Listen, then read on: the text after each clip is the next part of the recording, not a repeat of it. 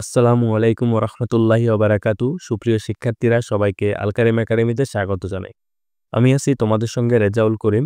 আজকে আমি আলোচনা করব তোমাদের গণিত বইয়ের চতুর্থ অধ্যায়টা নিয়ে, অর্থাৎ প্রকৃতি ও প্রযুক্তিতে বহুপদী রাশি এই অধ্যায়টা নিয়ে আলোচনা করব।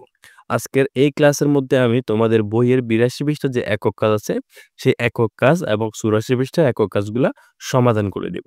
আমরা শুরুতে ৮২ পৃষ্ঠার একক কাজটা দেখি। বইয়ের শুরুতে প্রশ্নের মধ্যে লেখা ছিল, মিনহাজ নামে একজন ব্যক্তির কথা ছিল। মিনহাজের বাবা একজন কাঠমিস্ত্রিকে ৩টি টেবিল তৈরির অর্ডার দিলেন। একটা মিনহাজের পড়ার টেবিল, একটি তাদের খাবারের টেবিল এবং একটি মিনহাজের ছোট বোনের খেলনা রাখার জন্য। মিনহাজের বাবা টেবিলের মাপ সম্বন্ধে মিনহাজের মতামত জানতে চাইলেন। মিনহাজ নবম শ্রেণীর ছাত্র। আকার সম্বন্ধে তার কিছু ধারণা আছে। সেই কাঠমিস্ত্রিকে বলল, তার ছোট বোনের টেবিলের দৈর্ঘ্য হবে প্রস্থের দ্বিগুণের চেয়ে ১ কম। আমি লাইনটা আবার পড়তেছি। তার ছোট বোন অর্থাৎ মিনহাজের ছোট বোনের পড়ার টেবিলের জন্য যে দৈর্ঘ্যটা হবে, তার দৈর্ঘ্য হবে প্রস্থ যতটুকু হবে তার দ্বিগুণের চেয়ে ১ কম। আমরা একটু পরে এটি সমাধান করব। এরপরে তার নিজের টেবিলের দৈর্ঘ্য হবে প্রস্থের বর্গের চেয়ে ১ বেশি। তাহলে তার টেবিলের দৈর্ঘ্যটা কতটুকু হবে? প্রস্থের বর্গের চাইতেও ১ বেশি। এবং খাবারের টেবিলের দৈর্ঘ্য হবে প্রস্থের ঘন এর থেকে প্রস্থের দ্বিগুণ বাদ দিয়ে ১ একক বেশি। এটা একটু লক্ষ্য করো। খাবারের টেবিলের দৈর্ঘ্যটা বলছে কি প্রস্থের ঘন। প্রস্থের ঘন যত হবে এই প্রস্থের ঘন এর থেকে প্রস্থের দ্বিগুণ বাদ দিয়ে ১ একক বেশি। এখন আমরা প্রথমটা সমাধান করব। ছোট বোনের টেবিলটার দৈর্ঘ্যটা বের করি। দেখো, মিনাজের পড়ার টেবিল ও খাবারের টেবিলের দৈর্ঘ্য এক্স এর মাধ্যমে প্রকাশ করো। এটা হচ্ছে আমার প্রথম প্রশ্ন। কি বলছে? মিনহাজের পড়ার টেবিল ও খাবারের টেবিলের দৈর্ঘ্যটা এক্স এর মাধ্যমে প্রকাশ করতে বলছে।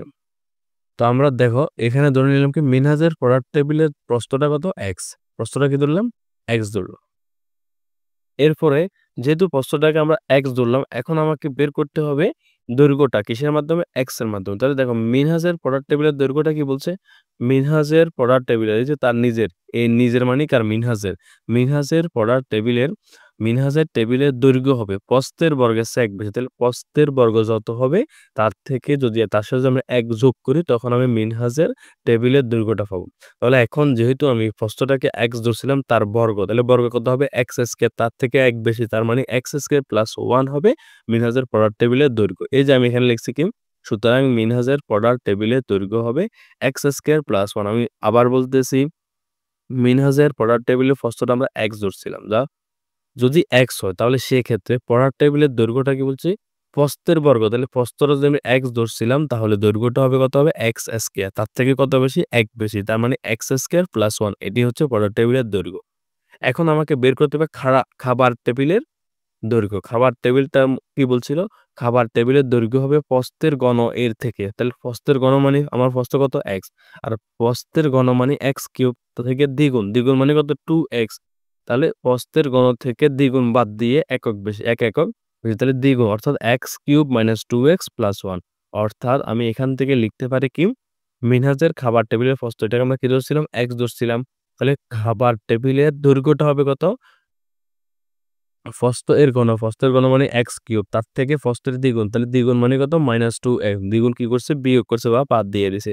তারপর কি বলছে? ১ একক বেশি, তার মানে ১ একক বেশি মানে কত? +1। এই যে এক্স কিউব -2x প্লাস 1 পেলাম। এটাই হচ্ছে মিনহাজের খাবার টেবিলের দৈর্ঘ্য। আশা করি তোমরা এতটুকু পর্যন্ত বুঝতে পারছো। সুপ্রিয় শিক্ষার্থীরা, এখন আমরা সমাধান করব তোমাদের বইয়ে ৮৩ পৃষ্ঠা যে একক কাজ আছে সেই একক কাজটি। আমরা শুরুতে কাজটি পড়ে নিই। চলকের সংখ্যা ও পদসংখ্যা উল্লেখপূর্বক ৫টি বহুপদী রাশি লেখো। প্রত্যেকটি রাশির ধ্রুবপদ ও প্রত্যেক পদের সহগ বের করো। অর্থাৎ আমাকে এখানে যে প্রশ্নটা করা হয়েছে সেটা হলো ৫টি বহুপদী রাশি লিখতে হবে। যে রাশিগুলোর চলকের সংখ্যা এবং পদসংখ্যাটা উল্লেখ করতে হবে। তার পাশাপাশি প্রত্যেকটা রাশির ধ্রুবপদ ও প্রত্যেক পদের সহগগুলা বের করে দেখাইতে হবে। তো আমরা শুরুতে একটা লিখি, সেটা হলো কি, এক চলক ও দ্বিপদ বিশিষ্ট বা দুই পদ সংখ্যা, দুই পদের সংখ্যা বিশিষ্ট বহুপদী রাশি। সেটা কি লিখলাম আমরা? 2x + 6। এখন আমরা চিহ্নিত করব কিভাবে এটি একটি এক চলক বিশিষ্ট দ্বিপদী রাশি। দেখো আমার এখানে এই যে x আছে, যেহেতু শুধুমাত্র x আছে, y z m n o এরকম আর কোনো প্রতীক নেই, আর কোনো চলক নেই। যেহেতু একটি মাত্র চলক আছে তার মানে এটি একটি এক চলক বিশিষ্ট রাশি। এরপর দেখো পদ সংখ্যা, এই যে এখানে 2x এটা একটা পদ, 6 এটা একটা পদ। তাহলে তার মানে এখানে কয়টা পদ আছে? ২ টি পদ আছে। অর্থাৎ ২ পদ বিশিষ্ট এই রাশিটি কি দ্বিপদী বা ২ পদ বিশিষ্ট একটি রাশি। তাহলে এখান থেকে আমরা বুঝতে পারলাম একটি চলক ও ২ পদ বিশিষ্ট একটা রাশি আমরা লিখলাম। এখন আমাদেরকে আরো একটা প্রশ্ন করে সেটা হলো অ প্রত্যেকটি রাশির ধ্রুবপদ। তার মানে এখানে এই রাশিটার মধ্যে ধ্রুবপদ কোনটা? মনে রাখবে ধ্রুবপদ হলো চলকবিহীন যে সংখ্যাটা শুধুমাত্র যে সংখ্যাটা থাকবে কোন রাশিতে সেই সংখ্যাটি হচ্ছে ওই রাশির ধ্রুবপদ। তার মানে আমরা এখানে দেখতে পাচ্ছি 6 এর সঙ্গে x, y, z কোনো কিছু নেই। 6 এটা মুক্তভাবে আছে। তার মানে এখান থেকে আমি বলতে পারি এই রাশিটিতে 6 হচ্ছে গিয়ে ধ্রুবপদ। অর্থাৎ এখানে আমি লিখলাম কি এখানে বহুপদীটিতে ধ্রুবপদ 6। এরপর আমাকে বের করতে হবে সহগটা। এই যে প্রত্যেক পদের সহগ তার মানে এখানে x এর সহগ কত?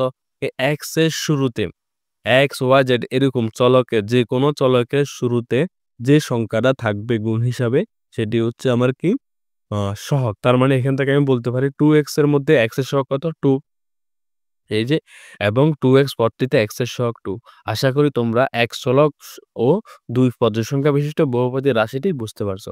এখন আমরা আরেকটা জিনিস শিখব সেটি হলো 2 চলক ও 2 পদের সংখ্যা বিশিষ্ট বহুপদী রাশি। একটু আগে আমরা যেটা সমাধান করলাম সেখানে ছিল একটা চলক ছিল 2 টা পদ ছিল। এখন আমরা যেটা লিখছি এটাতে 2 টা চলক আছে। চলকগুলো কি? একটা হচ্ছে x আর একটা হচ্ছে y। তাহলে 2 চলক বিশিষ্ট 2 টি পদ। একটা হচ্ছে 3x আর একটা হচ্ছে 5y। তার মানে আমরা এখান থেকে পদ সংখ্যা এবং চলকের সংখ্যা ২ টাই চিহ্নিত করতে পারছি। এখন আমাদের কাজ হলো ধ্রুবপদ এবং কি এদের সহগগুলা লেখা। এখন লক্ষ্য করো এখানে কিন্তু আমার কোনো ধ্রুবপদ নেই। কেন কোনো ধ্রুবপদ নেই? কারণ ধ্রুবপদ হতে হলে চলক মুক্ত হতে হবে। এখানে ২ টি পদ আছে, ২ টি পদের মধ্যেই কিন্তু চলক আছে। তার মানে কোনো ধ্রুবপদ নেই। এখন আমি লিখতে পারি কি? এখানে বহুপদীটিতে ধ্রুবপদ 0। এখন আসো সহগগুলো লিখবো। একটা হচ্ছে x এর সহগ, আরেকটা হচ্ছে y এর সহগ। তাহলে x এর শুরুতে যেটা আছে এটা হচ্ছে x এর সহগ আর y এর শুরুতে যে সংখ্যাটি আছে সেটা হচ্ছে y এর সহগ। তার মানে এখান থেকে আমি বলতে পারি কি এবং 3x পদটিতে x এর সহগ হচ্ছে 3 এবং 5y পদটিতে y এর সহগ হচ্ছে কি 5। আশা করি তোমরা এতটুকু পর্যন্ত বুঝতে পারছো।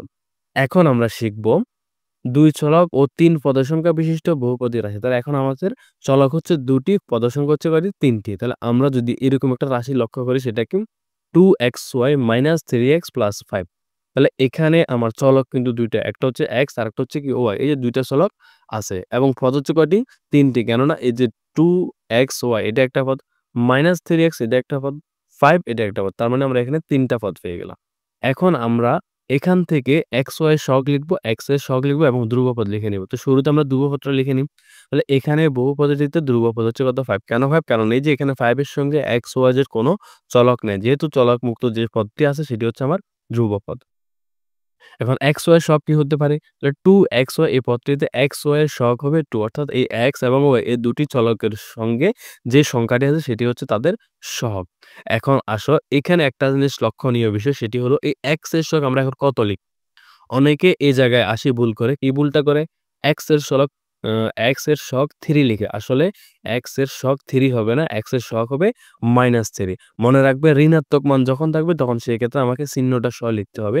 অর্থাৎ -3x পদটিতে x এর সহগ হবে -3 আশা করি তোমরা এতটুকু পর্যন্ত বুঝতে পারছো। এখন আমরা আরেকটা বহুপদী রাশি লিখব। আমাদের এই বহুপদী রাশিটি হলো এক চলক ও ৩ পদের সংখ্যা বিশিষ্ট বহুপদী রাশি। তাহলে এই এক চলক ও ৩ পদের সংখ্যা বিশিষ্ট বহুপদী রাশিটি হলো কি x² - 2x - 5 দেখো এখানে যে এই যে x আছে x ছাড়া অন্য কোনো চলক নেই। তার মানে এটি কি এক চলক বিশিষ্ট রাশি। এরপরে দেখো পদ x² এটা একটা পদ, -2x এটা একটা পদ, -5 এটা একটা পদ। তার মানে আমার এখানে পদের সংখ্যা কয়টি আছে? ৩ টি আছে। এই এক চলক বিশিষ্ট ৩ টি বহুপদী রাশি আমরা লিখলাম। এখন এখান থেকে আমাকে লিখতে হবে সহগ এ এদের চলকের সহগ এবং কি ধ্রুবপদ। তাহলে এখানে ধ্রুবপদ কত হবে? আমার এখানে ধ্রুবপদ হবে -5 এখানে প্রত্যেকটি বহুপদীটিতে ধ্রুবপদ হবে কি? -5 এরপর আসো এই যে x² পদটিতে x² এর সহগ কত হবে? 1 হবে। x² এর শুরুতে কোনো কিছু নাই। না থাকা মানে 1 আছে। তার মানে এই x² এর সহগ হবে কত? 1 হবে। এরপর x এর সহগ কত হবে? তোমরা নিশ্চয়ই এতক্ষণে বুঝে গেছো -2 এই যে -2x পদ্ধতিতে x এর সহগ হবে কত? -2 আশা করি তোমরা এ পর্যন্ত বুঝতে পারছো। দেখো আমাদের প্রশ্নের মধ্যে বলা হয়েছিল ৫ টি বহুপদী রাশি লিখার জন্য। আমরা কিন্তু ৪ টি বহুপদী রাশি লিখে ফেললাম। বাকি একটি আমি আর আজকে লিখে দিব না। তোমরা নিজেরাই এটা প্র্যাকটিস করো। তোমরা এটা এখানে লিখতে পারো ৩ চলক বিশিষ্ট ৩ টি বহুপদী রাশি। বা 3 পদ সংখ্যা বিশিষ্ট বহুপদী রাশি লিখে কমেন্টে জানাও। সুপ্রিয় শিক্ষার্থীবৃন্দ, আমরা চলে আসলাম আমাদের আজকের ক্লাসের একেবারে শেষ প্রশ্ন। আমাদের শেষ প্রশ্নটি হলো 84 পৃষ্ঠা যে একক কাজ আছে সেই একক কাজটি। p of x equal to 2x square minus 3x plus 1 রাশিটির মাত্রা, ধ্রুবপদ, মুখ্য পদ, মুখ্য সহগ এবং এর সহগ কত? তোমরা এটা দেখে বুঝতে পারছো এটি একটি এক চলক বিশিষ্ট ত্রিপদী রাশি, অর্থাৎ এখানে 3টি পদ আছে, চলক আছে একটি, যেটা আমি একটু আগে ব্যাখ্যা করে আসছি। তো এখন এখান থেকে আমাকে বের করতে হবে শুরুতে রাশিটির মাত্রা। মাত্রা নির্ণয় করব আমরা কিভাবে? মাত্রা নির্ণয় করতে গেলে আমাকে জানতে হবে এই রাশিটির মধ্যে সর্বোচ্চ ঘাত কত আছে। এই যে এখানে এক্স স্কয়ার আছে, 2x স্কয়ার, এই যে এখানে এক্স স্কয়ার আছে, এই স্কয়ারটা 2 এটা হচ্ছে এই রাশিটির সর্বোচ্চ ঘাত। যেহেতু 2 এটা সর্বোচ্চ ঘাত, তার মানে আমরা লিখতে পারি রাশিটির মাত্রা হবে 2। এরপরে বলা হচ্ছে ধ্রুবপদ। ধ্রুবপদ বলতে আমরা কি বলছিলাম? একদম সহজ ভাষায় বলছিলাম চলক মুক্ত, চলকবিহীন যে পদটি থাকবে সেটি হবে আমার ধ্রুবপদ। তার মানে এখানে 2x স্কয়ার, এখানে x চলক, -3x এখানেও x চলক, এরপর আছে কি 1, কোনো চলক নেই। তার মানে এখানে এই যে +1 আছে, 1টি হচ্ছে আমার ধ্রুবপদ, অর্থাৎ রাশিটির ধ্রুবপদ হচ্ছে কি 1। এর পরবর্তীতে বলা হচ্ছে মুখ্য পদ। মুখ্য পদ কোনটা? মুখ্য পদ হচ্ছে 2x স্কয়ার। এই যে এখানে 2x স্কয়ার যেটা হচ্ছে এটা হচ্ছে কি আমার মুখ্য পদ। তার মানে এখন আমি লিখতে পারি কি রাশিটির মুখ্য পদ হচ্ছে 2x স্কয়ার। এর পরবর্তীতে বলা হচ্ছে মুখ্য সহগ। মুখ্য সহগ হলো মুখ্য পদে যে চলক আছে সেই চলকের সঙ্গে যে সহগটা থাকবে সেটি হচ্ছে আমার মুখ্য সহগ। তার মানে আমার এখানে মুখ্য পদ হচ্ছে 2x স্কয়ার। এই 2x স্কয়ারের সহগটা কত? 2। তার মানে সুতরাং আমি এখান থেকে লিখতে পারি রাশিটির মুখ্য সহগ হবে 2। সর্বশেষ বাকি আছে x এর সহগ। তাহলে x এর সহগ মানে এই যে এখানে 2x স্কয়ার মাইনাস 3x, যে এই মাইনাস 3x এর x এর পূর্বে যে -3 আছে, এই -3 টা হচ্ছে x এর সহগ। সুতরাং এখানে আমি লিখতে পারি কি x এর সহগ -3। আশা করি তোমরা পুরো ক্লাসটাই বুঝতে পারছো। আজকের ক্লাসটা এ পর্যন্ত। সবাই ভালো থেকো, সুস্থ থেকো।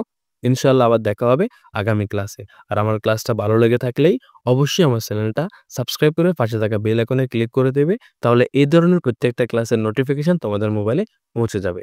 আসসালামু আলাইকুম ওয়া রাহমাতুল্লাহি ওয়া বারাকাতুহু।